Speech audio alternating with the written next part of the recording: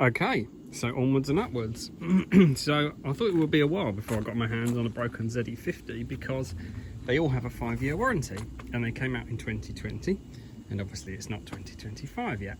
But this one's had a little bump at the front, which was in about March this year. A guy put it back together loosely and his wife was driving it around and basically then it's broken down. So if we just have a quick look at the dash, we've got all kinds of stuff. We've got electric motor failure, that was just his, there we go, and then electric system. And you, once it's happy, if you let it go to sleep and then kind of wake it up, then those errors go away.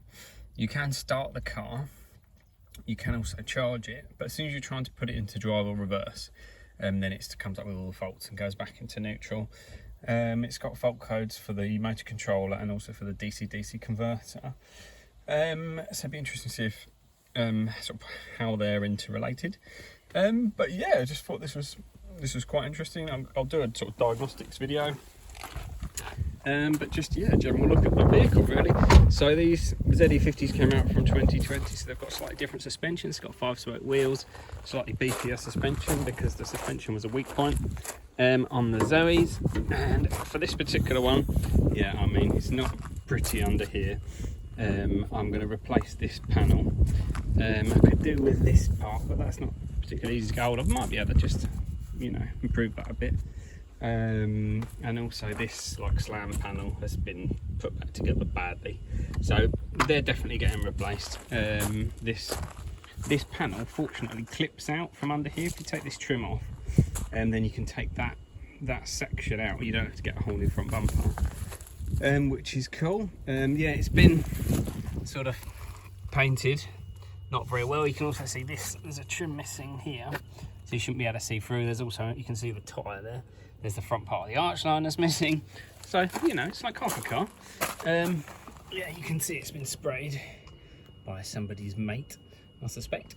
But yeah, one of the redeeming features is that in here we've got CCS, which in Zoe terms is quite cool because up till, wrong way around, up till 2019 no Zoes have it. So the ZE22, 22 kilowatt hour, and the ZE40, 41 kilowatt hour. You can't get CCS at all, not an option. Then on the 2020 onwards, so the ZE50, you've got a bigger battery again, 52 kilowatt hours. And the option for CCS, and this one has got CCS, so quite a cool car.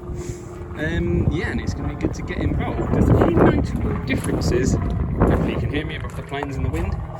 Under the bonnet, so the earlier Zoes, there was 2 different motor types, but this type is just the 5AQ, the sort of later Renault Powertrain.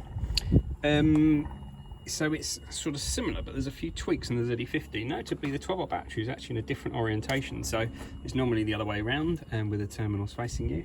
That's the other way around. And also, if you're familiar, we've obviously got this cable here, and that is basically the CCS. Kind of hard to see, but comes out the back of the socket. So here, instead of having one orange cable taking the AC to the sort of onboard charger there, we've got another one hiding under it, a fatter one that goes round there and over there and down the back, and then there's like a DC contactor box, because obviously the battery turns on its main contactors.